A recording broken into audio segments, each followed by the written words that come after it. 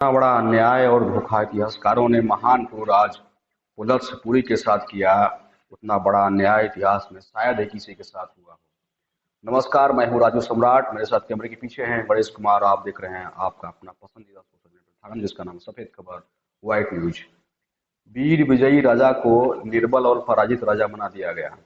खुद विदेशी ग्रीक के फिल्म निर्माता ओलिवर स्टोन ही फिल्म बनाकर सिकंदर की हार को स्वीकार कर रहे हैं और हम अपने ही वीरों का इस तरह से अपमान कर रहे हैं। इतिहास सिकंदर को विश्व विजेता घोषित करता है, पर अगर सिकंदर ने महान पोरस को हरा भी दिया तो वो भी विश्व विजेता कैसे बन गया। पोरस तो बस एक राज्य का राजा ही था।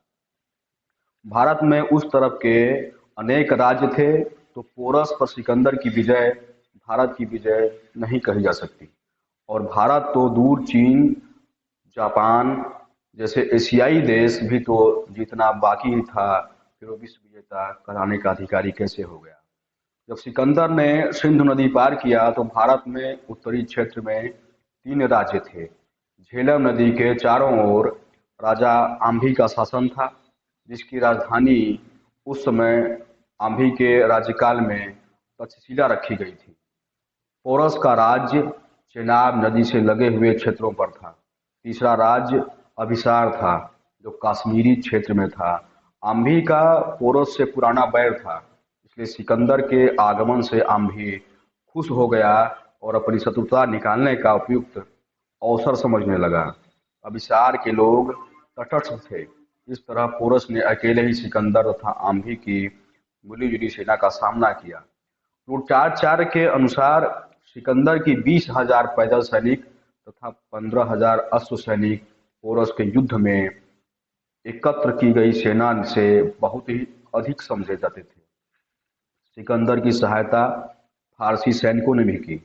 पारस देश के कुछ हिस्सों को यवनों ने लूट कर पूरी तरह से नष्ट कर दिया, अर्थात बर्बाद कर दिया, तहस नहस कर दिया था। उसको परवर्ती काल में फारस कहा जाने लगा। इस युद्ध के शुरू होते ही महान पोरस ने महाविनाश का आदेश भी पारित कर दिया था। उसके बाद महान पोरस के सैनिकों ने तथा हाथियों ने जो विनाश मचाना शुरू किया कि सिकंदर तथा उसके सैनिकों के सर पर चढ़े विश्व विजेता के भूत को उतार कर फेंक दिया। पोरस के हाथियों द्वारा यूनानी सैनिकों में उत्पन्न आतंक का वर्णन कर्टियस ने इस तरह से किया है। इनकी ध्वनि से होने वाले भीषण चित्कार न केवल घोड़ों को भयभीत करते थे, जिससे वे बिगड़ कर भाग उठते थे, अपितु घुड़सवार के हृदय भी दहल जाया करते थे। इन हाथियों ने ऐसी भगदड़ मचाई कि अनेक विजयों के शिरोमणि अब ऐसे स्थानों की खोज में लग गए जहां इनको शरण मिल सके। उन हाथियों ने कई को अपने पैरों तले बिल्कुल रौंद के मसल डाला। और सबसे हृदय विदारक दृश्य वो था जब ये स्थूल चर्म पशु अपनी सूंड से यूनानी सैनिक को पकड़ लेता था, उसको अपने ऊपर वायुमंडल में हिलाता था और उस सैनिक को अपने आरोही के हाथों सौंप देता था, जो तुरंत उसका सर धड़ से अलग करने में देर नहीं करता था। पशुओं ने घोर आतंक उत्पन्न कर दिया था। इसी तरह का वर्णन डियोडरस ने भी किया है। विशाल हाथियों में अपार बल था और वे अत्यंत लाभकारी सिद्ध हुए।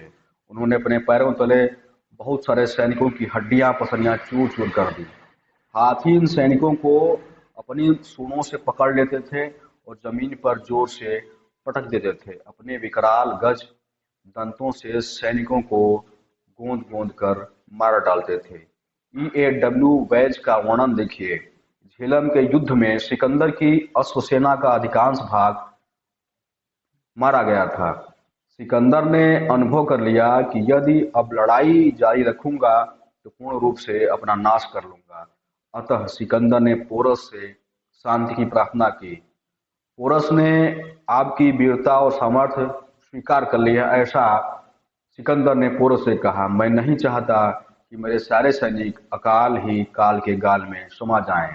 इनका अपराधी तो मैं ही हूँ। जो भारतीय परंपरा के अनुसार ही पोरस ने शरणागत शत्रु का वध नहीं किया। ये बातें सिर्फ भारतीय द्वारा नहीं बल्कि एक विदेशी द्वारा बताई गई है। इसके बाद सिकंदर को पोरस ने उत्तर मार्ग से जाने की अनुमति भी नहीं दी। विवश होकर सिकंदर को उस खूंखार जनजाति के कबीले वाले रास्ते से जाना पड़ा, जिससे होकर जाते जाते सिकंदर इतना घायल हो गया कि अंत में उसे प्राण भी त्यागने पड़े। इस विषय पर प्लूटाचार्य ने लिखा है कि मलावी नामक भारतीय जनजाति बहुत ही खूंखार थी, मार काट कटने में बहुत ही माहिर थी, जिससे होकर जाते जाते सिकंदर इतना घायल हो गया कि अंत में उसे प्राण ही त्यागने पड़े। सिकंदर आत्मसमर्पण को विवश हो गया था। पोरस ने उसके द्वारा लूटी गई सारी संपत्ति जब्त कर ली। उसे तथा उसके सैनिकों को खाली हाथ वापस जाना पड़ा। वे खाली हाथ वापस नहीं जाना चाहते थे। इसका कारण शेष सैनिकों ने सिकंदर को माना और यूनान पहुंचने के पूर्व ही उसकी हत्या कर दी। सिकंदर के इतिहास को जानने के लिए यूनान का इतिहास जानना भी अति आवश्यक है, न कि भारत के छद्म वामपंथी लेखक इतिहासकारों का इतिहास ही जानना सिर्फ काफी होगा। शानदार वीडियो के साथ मैं इस चैनल का होस्ट और आज का दोस्त राजू सम्राट कैमरामैन गणेश कुमार के साथ फिर मिलूंगा।